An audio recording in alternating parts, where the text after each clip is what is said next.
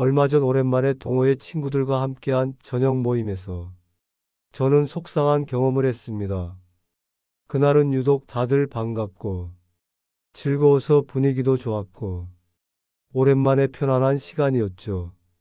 그런데 계산하려고 자리에서 일어나려는 순간 회원 한 명이 장난처럼 툭 던진 한마디 때문에 저는 순간 표정 관리가 되지 않았습니다. 오늘도 당연히 만재영 님이 사시는 거죠? 형님은 일도 잘 되시잖아요. 그 친구의 말에는 고마움보다는 오히려 당연하다는 듯한, 심지어 제가 계산하지 않는다면 서운하다는 의도가 있었기 때문입니다. 만약 지금 여러분 머릿속에 누군가가 떠올랐다면 오늘 이야기는 꼭 끝까지 들으셔야 합니다. 우리가 사소하게 여겼던 밥값 계산에 사실은 인간관계에 숨겨진 심리가 그대로 담겨 있기 때문입니다. 제 이야기를 끝까지 들으시면 주변 사람들과의 관계에서 느끼는 불필요한 스트레스나 오해가 줄어들고 더욱 현명하게 인간관계를 정리할 수 있는 지혜를 얻게 되실 겁니다. 오늘은 밥값 하나로 진짜 인연과 가짜 인연을 구별하는 방법에 대해 제 경험을 이야기하려 합니다. 오늘 주제가 마음에 드신다면 구독과 좋아요 한 번씩 눌러주세요. 다음 영상을 더욱 빠르게 시청하실 수 있습니다. 또한 여러분도 이런 경험이 있으시다면 댓글로 공유해 주세요. 경험을 나누면 서로의 경험들로부터 새로운 지혜를 얻을 수 있을 테니까요. 저는 올해 63세로 인쇄소를 운영하고 있습니다. 20년 넘게 동네에서 작은 인쇄소를 운영하면서 많은 사람들과 인연을 맺어왔습니다. 저는 원래 사람 만나는 것을 좋아해서 고등학교 동창회, 옛 직장 동료 모임, 지역 상인회, 등산 동호회까지 꽤 많은 모임에 참여하고 있습니다. 사실 예전에는 이런 모임이 저에게 큰 즐거움이었습니다. 친구들과 만나서 이야기하고 서로의 근황을 나누는 시간이 참 소중했거든요. 저는 특히 밥 한 끼 사는 게 뭐가 대수야라며 종종 식사 자리에서 계산을 자청하곤 했습니다. 형편이 어려운 친구가 있으면 자연스럽게 밥값을 대신 내곤 했고요. 그런데 시간이 지나면서 관계에 묘한 변화가 생겼습니다. 처음에는 고맙다는 말과 함께 다음에는 내가 살게라고 하던 친구들이 어느 순간부터 제가 계산하는 것을 당연하게 여기기 시작한 겁니다. 특히 인쇄소가 잘 될 때는 김 사장 요즘 장사 잘 된다며 그럼 오늘도 쏘는 거지? 라는 농담 섞인 말들을 자주 했습니다. 솔직히 말하면 저도 처음에는 그런 말에 기분 나쁘지 않았습니다. 오히려 제가 열심히 사는 모습을 친구들이 알아주는 것 같아 뿌듯하기도 했으니까요. 그래서 그래, 내가 살게라며 통 크게 계산하곤 했습니다. 그런데 얼마 전부터 상황이 달라졌습니다. 코로나19와 경기 침체로 인쇄소 사업이 어려워졌거든요. 게다가 아들과 딸의 결혼 자금과 이제 노후 준비까지 생각해야 했기에 예전처럼 부담 없이 지출하기 어려운 상황이 되었습니다. 그럼에도 주변 사람들은 여전히 제가 밥값을 계산해 주길 기대하는 눈치였습니다. 모임이 끝나고 계산할 시간이 되면 슬그머니 화장실에 가는 사람, 지갑을 두고 왔네라고 말하는 사람, 심지어 만재형, 오늘도 잘 먹었습니다라며 당연하다는 듯이 자리를 뜨는 사람까지 있었습니다. 특히 한 달 전 고등학교 동창 모임에서 있었던 일이 저를 크게 생각하게 만들었습니다. 그날도 평소처럼 즐겁게 식사를 마치고 계산할 시간이 되자 평소 가깝게 지내던 친구 창수가 제게 이렇게 말했습니다. 만재야, 내가 우리 중에 제일 형편이 좋잖아. 오늘도 내가 좀 계산해. 다음에 내가 살게. 그 말을 듣는 순간 문득 창수의 SNS에 올라왔던 최근 해외여행 사진들이 떠올랐습니다. 분명 경제적으로 어렵다며 몇 번이나 제게 돈까지 빌려갔던 그가 가족과 함께 태국에서 휴가를 보내는 사진을 올렸던 것이 기억났습니다. 그 순간 뭔가 확 깨닫게 되었습니다. 아, 이게 아니구나. 그날 저는 평소와 다르게 행동했습니다. 오늘 먹은 것은 각자 계산하는 게 어떨까? 요즘 인쇄소가 좀 어려워서. 라고 조심스럽게 말했죠. 그러자 분위기가 순식간에 어색해졌습니다. 창수는 잠시 당황하더니 아, 그래, 알았어 라며 마지못해 지갑을 꺼냈습니다. 그리고 다른 친구들도 하나둘씩 계산에 참여했지만 그날 이후로 창수의 연락은 뚝 끊겼습니다. 이날을 계기로 저의 인간관계를 전반적으로 되돌아보기 시작했습니다. 그동안 제가 밥값을 내던 모임들에서 어떤 패턴이 있었는지, 누가 진심으로 저를 대하고 누가 그렇지 않은지 생각해 보기 시작한 거죠. 그러다 흥미로운 점을 발견했습니다. 제가 밥값을 계산할 때 사람들의 반응은 크게 네 가지 유형으로 나뉘었습니다. 첫 번째 유형은 당연히 내가 사는 거지라는 태도를 보이는 사람들이었습니다.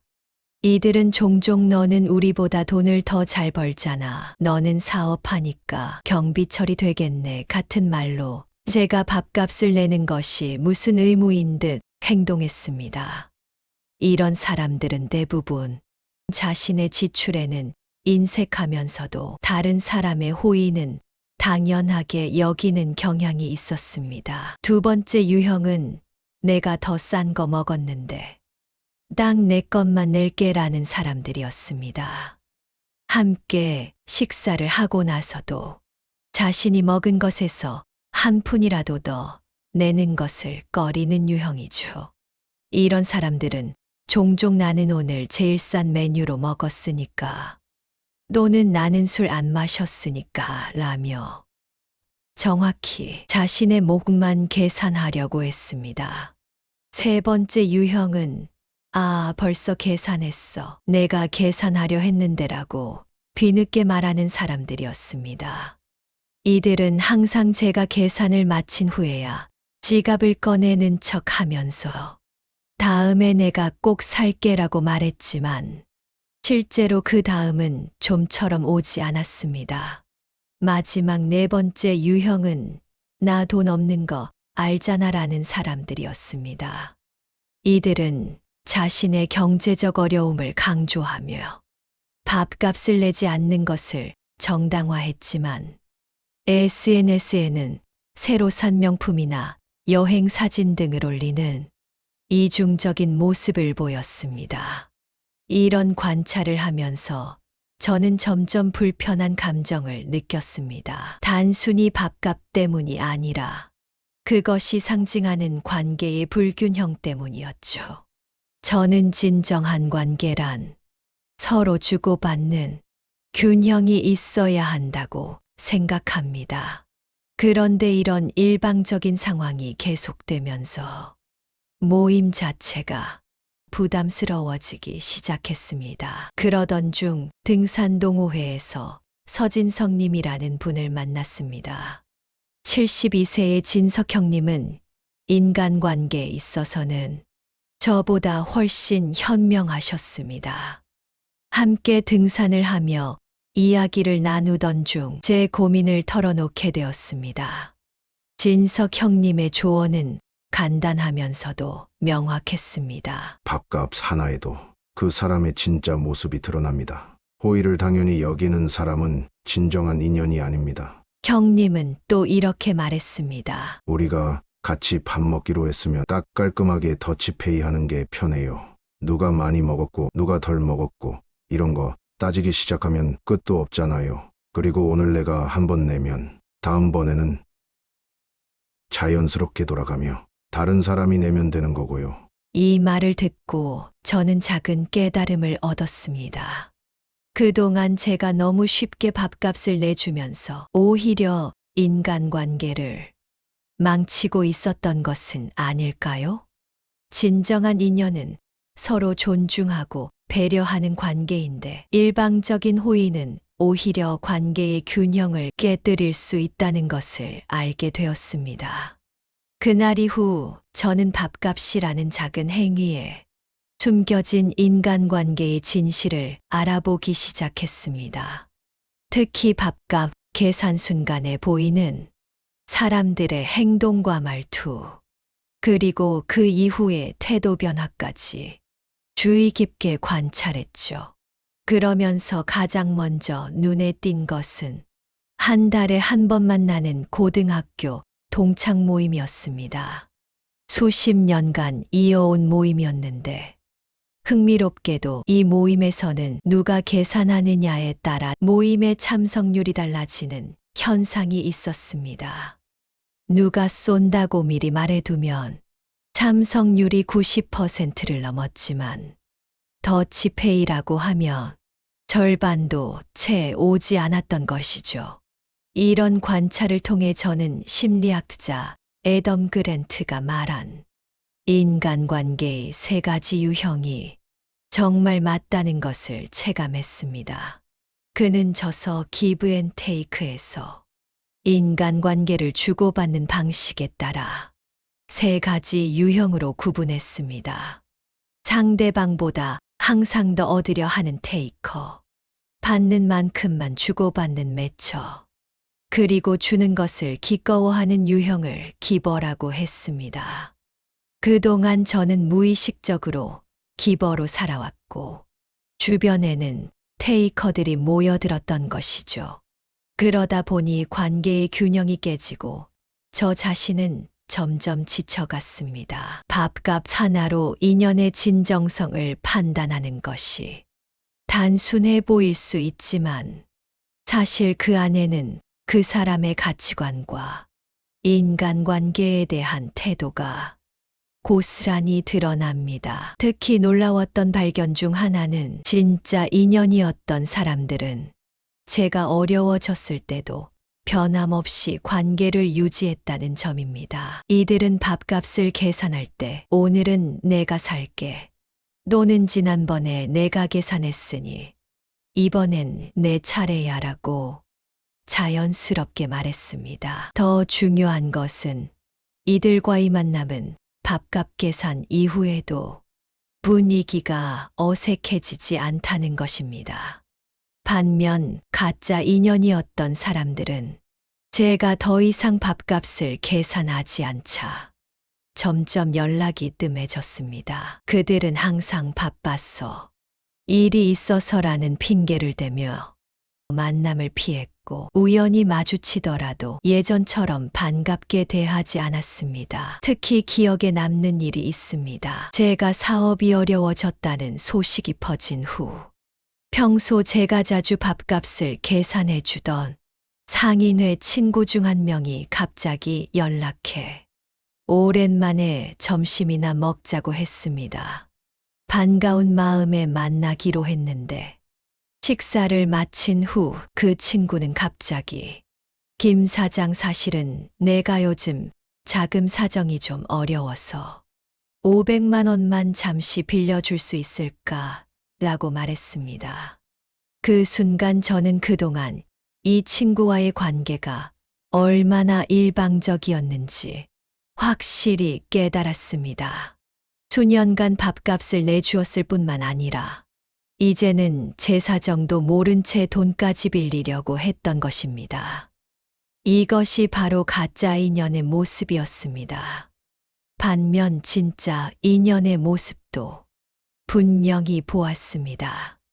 학창 시절부터 친했던 정호는 제 사정을 알고 난 후 오히려 더 자주 연락해 요즘 어때? 뭐 도울 일 없어? 라고 물어왔습니다. 그리고 만날 때마다 자연스럽게 밥값을 대신 계산하면서도 그것을 특별히 언급하지 않았습니다. 이런 모습이 바로 진정한 인연의 모습이었죠. 진석 형님의 조언대로 저는 조금씩 밥값 계산에 대한 원칙을 세우기 시작했습니다. 모임 시작 전에 오늘은 더치페이로 해요라고 미리 이야기하거나 때로는 오늘은 내가 살 테니 다음번에는 누가 계산해요라고 분명히 말했습니다. 놀랍게도 이런 방식으로 진행하자 불편한 상황이 크게 줄어들었고 오히려 관계가 더 명확해졌습니다. 어떤 사람들은 이런 변화에 적응하지 못하고 서서히 모임에 나오지 않게 되었습니다. 처음에는 섭섭했지만 곧 이것이 자연스러운 필터링 과정이라는 것을 깨달았습니다. 정말 서로의 관계를 소중히 여기는 사람들만 남게 된 것이죠. 또한 밥값 계산 문제는 단순히 돈의 문제가 아니라 상호 존중의 문제라는 것도 알게 되었습니다. 영국의 시인 존던은 어떤 사람도 그 자체로 온전한 섬이 아니다. 모든 인간은 대륙의 한 조각이며 전체의 일부이다라고 말했습니다. 진정한 인간관계도 마찬가지입니다. 한쪽만 계속 주고 다른 쪽은 계속 받기만 하는 관계는 결국 깨질 수밖에 없습니다. 심리학적으로 보면 인간은 호의를 베풀면 처음에는 고마움을 느끼지만 그것이 반복되면 점차 당연하게 여기는 적응 현상이 일어납니다. 이것을 심리학에서는 쾌락의 적응이라고 부릅니다. 그래서 한쪽이 계속 베풀기만 하면 다른 쪽은 그것을 당연하게 생각하게 되고 결국 관계의 불균형이 생기는 것입니다. 제 경험을 통해 깨달은 가장 중요한 점은 밥값 계산이라는 작은 행동 하나에도 그 사람의 인성과 관계에 대한 태도가 그대로 드러난다는 것입니다. 그리고 이런 작은 신호들을 무시하면 나중에 더 큰 실망을 겪게 될 가능성이 높아진다는 사실도 말이죠. 이러한 경험들을 통해 저는 마침내 진짜 인연과 가짜 인연을 구분할 수 있는 지혜를 얻게 되었습니다. 이제는 더 이상 누군가의 당연히 내가 살 거지? 라는 말에 불편함을 느끼지 않습니다. 오히려 그런 말 한마디로 그 사람의 진면목을 볼 수 있게 되었기 때문이죠. 제가 취한 첫 번째 변화는 명확한 원칙을 세우는 것이었습니다. 이제 모임을 가질 때마다 처음부터 오늘은 각자 계산하는 걸로 할까요? 또는 이번엔 내가 살 테니 다음번엔 누가 사요? 라고 분명하게 말합니다. 이렇게 미리 규칙을 정해두니 나중에 어색한 상황을 피할 수 있더군요. 두 번째로 저는 제 마음의 소리에 더 귀를 기울이기 시작했습니다. 누군가와 식사를 하면서 불편함이나 부담감을 느낀다면 그것은 관계에 문제가 있다는 신호입니다. 즐거워야 할 만남이 부담으로 변한다면 그 관계를 재평가할 필요가 있는 것이죠. 셋째, 상대방의 일관성을 관찰하기 시작했습니다. 말과 행동이 일치하는 사람, 그리고 평소에도 서로 주고받는 관계를 유지하는 사람들과의 관계를 더 소중히 여기게 되었습니다. 독일의 철학자 니체는 진정한 관계는 말이 아니라 행동에서 드러난다고 했습니다. 정말 그렇더군요. 이러한 변화를 통해 저는 놀라운 결과를 경험했습니다. 가짜 인연이라고 생각되는 사람들은 자연스럽게 제 삶에서 멀어지고 진짜 인연들은 더욱 가까워졌습니다. 물론 처음에는 관계가 줄어드는 것이 아쉽기도 했지만 시간이 지날수록 더 깊고 의미 있는 관계들이 남았다는 것을 느끼게 되었습니다. 특히 기억에 남는 일이 있습니다. 제가 원칙을 세우고 몇 개월이 지났을 때 오랫동안 연락이 끊겼던 동창 한 명이 갑자기 저를 찾아왔습니다. 그는 솔직하게 만재야, 사실 그동안 내가 항상 밥값을 계산해서 편하게 생각했는데 요즘 내가 변했다고 하더라. 처음엔 서운했는데 생각해보니 내가 너무 당연하게 여겼던 것 같다. 미안하다고 말했습니다. 이 고백은 저에게 큰 고마움을 주었고 우리는 이후 더 건강한 관계를 맺게 되었습니다. 여러분께 제 경험을 통해 말씀드리고 싶은 것은 밥값이라는 작은 일 하나로 인연의 진정성을 완벽하게 판단할 수는 없지만 그것이 중요한 신호가 될 수 있다는 점입니다. 누군가가 항상 여러분에게 당연히 내가 사야지라고 말한다면 그 관계를 한번 돌아보세요. 그것이 서로 존중하는 관계인지 아니면 한쪽만 주는 불균형한 관계인지 생각해 보시기 바랍니다. 또한 여러분이 항상 계산하고 있다면 그것이 정말 여러분의 의지인지 아니면 상대방의 기대에 부응하기 위한 것인지 생각해 보세요. 진정한 관계는 균형이 중요합니다. 주기만 하거나 받기만 하는 관계는 오래 지속되기 어렵습니다. 마지막으로 인생은 길고 관계는 변합니다. 오늘 여러분의 밥값을 당연하게 여기는 사람이 내일은 진심으로 감사할 줄 아는 사람으로 변할 수도 있습니다. 중요한 것은 상대방을 판단하기보다는 건강한 관계의 경계를 설정하는 것입니다. 저는 이제 밥값을 계산할 때마다 작은 기쁨을 느낍니다. 그것이 더 이상 의무나 부담이 아니라 진정한 인연들과 나누는 순간의 소중함을 확인하는 시간이 되었기 때문입니다. 내가 계산할 때도 상대방이 계산할 때도 서로 감사함을 느끼는 관계. 그것이 바로 제가 찾은 진짜 인연의 모습입니다. 여러분의 옆에도 이런 진정한 인연들이 가득하기를 바랍니다. 누군가의 한마디에 마음이 상하거나 불필요한 부담을 느끼지 않고 서로 존중하고 배려하는 관계들로 채워지길 진심으로 바랍니다. 오늘 영상이 마음에 드셨다면 아래 있는 좋아요와 구독 잊지 마세요. 밥값 하나로 보는 진짜 인연과 가짜 인연의 차이. 그것은 결국 서로에 대한 존중과 감사함, 그리고 균형 있는 마음가짐에서 비롯됩니다. 여러분도 주변 인연들을 한번 돌아보시고 진정으로 소중한 관계가 무엇인지 생각해보는 시간을 가져보시길 바랍니다. 끝까지 함께 해주셔서 감사합니다.